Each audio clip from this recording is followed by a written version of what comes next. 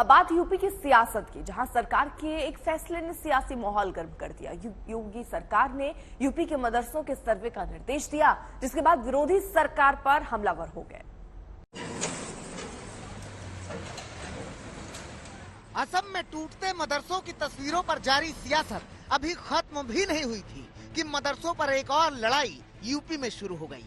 असम में जिन मदरसों पर एक्शन लिया जा रहा है, उनके आतंकी गतिविधियों में शामिल होने के सबूत मिलने की बात कही जा रही है, लेकिन यूपी में लड़ाई मदरसों के सर्वे पर छिड़ गई है।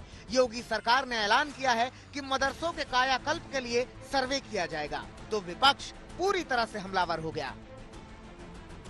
ये मदरसे प्राइवेट मदरसे हैं, अनएडेड मदरसे हैं और आर्टिकल 30 के तहत इसको कायम किया गया है, तो स्टेट गवर्नमेंट क्यों सर्वे करा रही है? आपको लेना देना क्या है? अब आप एक ऑर्डर जारी कर दीजिए ना कि अब आप मुसलमान मत रहिए, आप कुरान मत पढ़िए, नमाज मत पढ़िए, ऑर्डर जारी कर दीजिए, वही करना चाह रहे आप। ये सर्वे नहीं है बल्कि एक छोटा एनआरसी है। ये बात केवल विपक्षी दल जो सपा है, बसपा है, कांग्रेस है, उनके नेता करते हैं, क्योंकि वो मुसलमानों का विकास नहीं चाहते हैं। उनको ये बात हजम नहीं हो रही है कि आज मुसलमान का बच्चा अच्छी शिक्षा कैसे ले रहा है।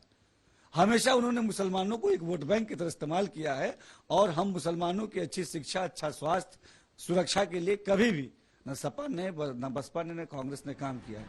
ओवैसी योगी सरकार के फरमान को छोटा एनआरसी बता रहे हैं, इस सर्वे को इस्लाम विरोधी बता रहे हैं। सवाल खड़े कर रहे हैं कि जिन मदरसों की फंडिंग प्राइवेट हो रही है, उनका सर्वे करने का सरकार को कोई अधिकार नहीं है। आपके दिमाग में बात बैठी हुई है शक करना। आपके कल एक ऑर्डर, आप इस सर्वे करके बोलेंगे नहीं यहाँ पर नमाज नहीं पढ़ो मदरसे में, आप कहेंगे नहीं कुरान मत पढ़ो। अरे भाई ऑर्डर जारी कर दो ना, बोल दो, तुम सब बोल दो कि हम मुसलमान नहीं है। ये करना चाह रहे मकसद, आप हैरास करना चाह रहे मुसलमानों को। इतनी बेशर्मी से कह रहे हैं कि हम आज़ादी के 75 साल का अमृत उत्सव मना रहे हैं, जो यही मदरसों ने इस मुल्क को आज़ाद करवाया, आज आप उनको शक की निगाहों से देख रहे हैं। ये आप खराज अकीदत पेश कर रहे हैं, होमेज पेश कर रहे हैं उन मुजाहिदीन आज़ादी को जो इन मदरसों से निकलकर भारत को आज़ाद करवाए थे। बेशर्मी की हद हो गई है। यूपी सरकार के राज्य के सभी गैर मान्यता प्राप्त मदरसों का सर्वे 5 अक्टूबर तक कराने के निर्देश जिलाधिकारियों को दिए गए हैं। सर्वे का काम पूरा होने के बाद रिपोर्ट तैयार की जाएगी। जिलाधिकारियों को अपने अपने जिले के गैर मान्यता प्राप्त मदरसों की सर्वे रिपोर्ट शासन को 25 अक्टूबर तक भेजनी है। इस संबंध में हुई बैठक में ये भी साफ कर दिया गया है कि सर्वे टीम में एसडीएम, बीएसए और जिला अल्पसंख्यक अधिकारी शामिल रहेंगे। सरकार का कहना है कि इस सर्वे से मदरसों को आधुनिक बनाने में मदद मिलेगी।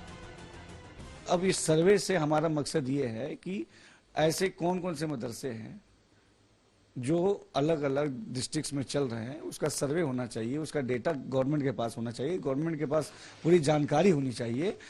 वहां पे सर्वे से हम ये पता लगाएंगे कि वहां पे वो कब से मदरसे चल रहे हैं, वहां कितने छात्र पढ़ रहे हैं, वहां की इंफ्रास्ट्रक्चर की स्थिति क्या है, ताकि एक ओवरऑल हमारे पास एक डेटा हो, एक हमारे पास ओवरऑल सारी जानकारी हो, ताकि हम भविष्य की कोई भी योजनाएं जब बनाएं तो वो सारी जानकारी हमारे पास रहेगी, तभी बनाएंगे। इसके साथ साथ हमको एक्चुअल ग्राउंड रिपोर्ट भी गवर्नमेंट को मालूम होनी चाहिए।